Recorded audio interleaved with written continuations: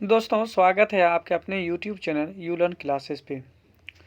दोस्तों आज आप लोगों के लिए मैथ के कुछ सवाल लाए हैं जो कि आपके बोर्ड एग्ज़ाम में पूछे जा चुके हैं और ये सारे सवाल 2013 के क्वेश्चन यानी सवाल हैं।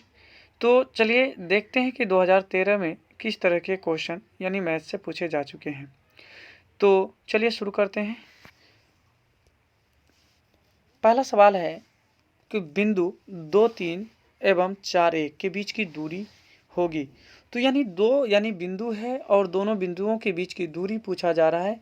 हम मान लेते हैं कोई बिंदु यहाँ पे A है और B है और यहाँ पे इसका पॉइंट अगर देखेंगे तो एक है आपका 2 और 3 और अगला है आपका 4, 1। कितना है? 4 और 1 है। तो कहा जा रहा है कि यहाँ से लेके यहाँ तक की बीच की दूरी, इस दोनों बिंदुओं के बीच की जो दूरी होगी वो कितना होगा।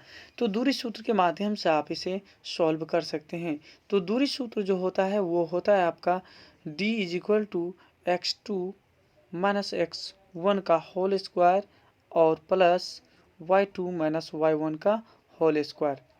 और यहाँ पे आप x1 और x2 यहाँ पे देखेंगे x1 और x2 का वैल्यू दिया हुआ है। ये हो गया आपका x1 तो ये 4 हो जाएगा, x2 ये हो जाएगा y1 तो ये हो जाएगा आपका y2।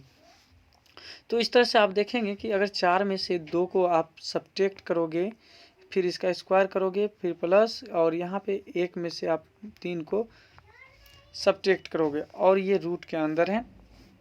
तो आप देखेंगे कि 4 में से 2 घटेगा तो 2 बचेगा और 2 का स्क्वायर आपका 4 आएगा। फिर प्लस आप 1 में से 2 को घटाइए तो -2 आएगा, यानी 1 में से माइनस है 3, इसको यानी 3 को घटाएंगे तो -2 आएगा और -2 का भी स्क्वायर आपका क्या आएगा? 4 आएगा और ये रूट में लगा हुआ है। इस तरह से देखेंगे तो रूट में ये 8 हो जाएगा। 8 का जो होगा या आप इसे ऐसे भी कर सकते हैं 4 × 2 और आप देखेंगे 2 का तो स्क्वायर होता है, 4 का स्क्वायर होता है तो 4 का स्क्वायर 2 होगा और √2 का 2 ही होगा। तो इस तरह से आप देख सकते हैं कि यहाँ पे आपका जो आंसर निकल के आया 2√2। तो आप देखते हैं ऑप्शन में 2√2 कौन है। तो ऑप्शन नंबर 1 में देखेंगे तो 2√2 आपका सही आंसर है। इस तरह से पहले प्रश्न का हम लोग आंसर कर चुके हैं। अब देखते हैं अगला प्रश्न और अगला प्रश्न में क्या पूछा गया है। तो अगला प्रश्न यहाँ पे कहा जा रहा है कि किसी बिंदु की y अक्ष से दूरी उस बिंदु की कहलाती है। तो यहाँ पे आपसे पूछा जा रहा है कि y अक्ष से जो दूरी होगा वो क्या होगा। तो आप जानते हैं कि ये आपका x अक्ष होता है, ये आपका y अक्ष होता है और यहाँ से कहा जा रहा है कि y से कोई बिंदु होगा, y अक्ष से कोई बिंदु होगा, उस बिंदु की दूरी क्या होगी। मान लेते हैं इस पॉइंट की दूरी क्या होगी। तो अगर आप ये देखेंगे तो यहाँ ये जो है x के ये समांतर है, ये x के समांतर है। यदि इसका जितना वैल्यू आएगा उतना ही वैल्यू इसका भी आएगा। और अगर आप इसको यहाँ इस तरह से मिला दें तो इसका जो वैल्यू होगा उतना वैल्यू इसका भी होगा। सपोज कर लेते हैं ये y, तो यहाँ इस बिंदु का जो कोऑर्डिनेट होगा, निर्देशांक होगा वो x और y होगा। और आप देखेंगे यहाँ से अगर y अक्ष से हम देखें तो क्या होगा? x निर्देशांक होगा और x निर्देशांक को हम लोग भुज कहते हैं। क्या कहते हैं? भुज कहते हैं। तो y अक्ष से जो दूरी होगा वो बिंदु का क्या कहलाएगा? भुज कहलाएगा और आपका सही ऑप्शन हो जाएगा D। तो इस तरह से आप D लगा सकते हैं। अगला प्रश्न देखते हैं। अगला प्रश्न यहाँ पे दिया गया आपको कि 2 समरूप त्रिभुजों की भुजाएं 4:9 के अनुपात में है, तो इन त्रिभुजों का क्षेत्रफल ज्ञात करें। दोस्तों यहाँ पे एक बहुत ही महत्वपूर्ण चीज़ है, इसको समझना। अगर आपसे क्षेत्रफल पूछा जा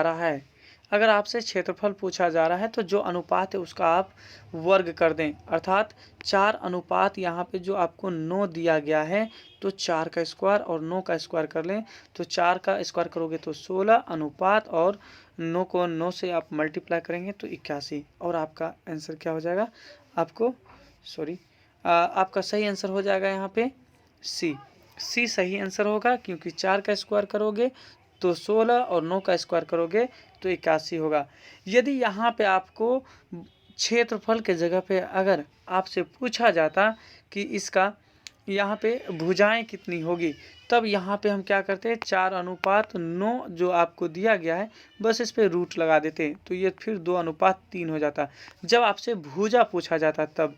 लेकिन आपसे क्षेत्रफल पूछा जा रहा है, क्षेत्रफल जब पूछा जाए तो स्क्वायर कर दें, जब भुजा पूछा जाता तब रूट लगा देते। ये चीज़ आप ध्यान रखेंगे। अगला प्रश्न देखते हैं। तो अगला प्रश्न है कि √2 आप यहाँ से पूछा जा रहा है कि √2 है 1, तो √2 क्या है, यहाँ पे √2 के बारे में पूछा जा रहा है। तो √2 एक अपरिमेय संख्या होता है, तो आपका सही आंसर हो जाएगा अपरिमेय संख्या। तो देखते हैं option number B, option number B आपका सही आंसर होगा। अगला प्रश्न देखते हैं। अगला प्रश्न है कि दो परिमेय संख्याओं के बीच अधिकतम कितनी परिमेय संख्या हो सकती है। देखिए अधिकतम के बारे में बात क्या है, तो दो परिमेय संख्याओं के बीच अधिकतम जो होती है अनंत परिमेय संख्याएं आप निकाल सकते हैं। यहाँ पे परिमेय की जगह पे अगर अपरिमेय भी संख्या होता फिर भी आप अनंत अपरिमेय संख्याएं निकाल सकते थे। चलिए अगला प्रश्न देखते हैं। अगला प्रश्न है यहाँ पे कहा जा रहा है कि रैखिक बहुपद कौन है, निम्न में कौन है ना रैखिक बहुपद है। देखते हैं रैखिक बहुपद। तो रैखिक बहुपद को पहले समझते हैं। वैसा बहुपद जिसका घात 1 होता है, केवल घात, जिसका घात केवल 1 होगा, एक घात होगा, उसी को रैखिक बहुपद कहते हैं। तो यहाँ पे अगर आप देखें तो यहाँ पे दिया हुआ है 2x 5 दिया है और x का पावर कितना है, यहाँ पे 1 आ गया।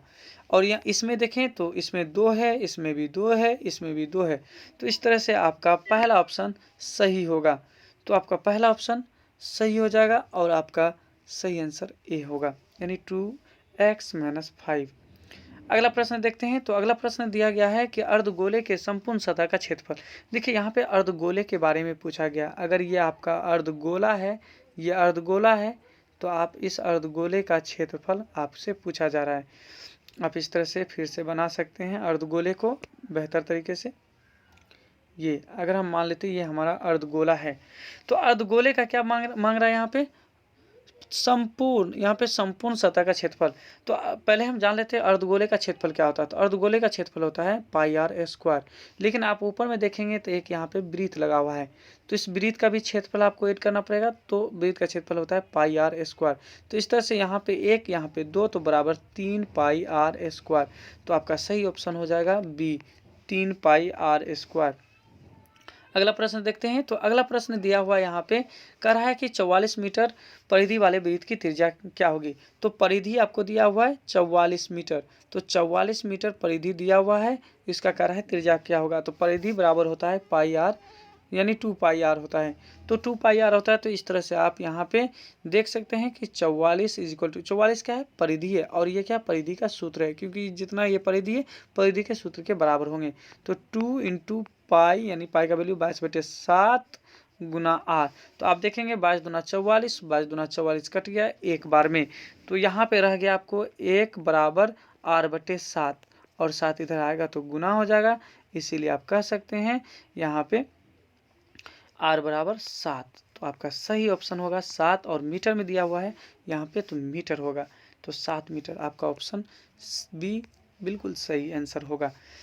अगला प्रश्न देखते हैं। और अगला प्रश्न दिया हुआ है कि किसी द्विघात समीकरण के विवेचक का मान 0 से बड़ा होगा। तो 0 से जब बड़ा होगा तो आपका विवेचक जो होगा, यानी डी जो होगा वो 0 से जब बड़ा हो जाएगा तब इसका मान जो होगा वास्तविक होगा और भिन्न भिन्न होगा, यानी अलग अलग निकलेगा। अल्फा और बीटा दोनों का मान अलग अलग निकलेगा, इन दोनों का वैल्यू अलग अलग निकलता है। तो आप यहाँ पे कह सकते हैं कि मान वास्तविक होगा और भिन्न भिन्न होगा।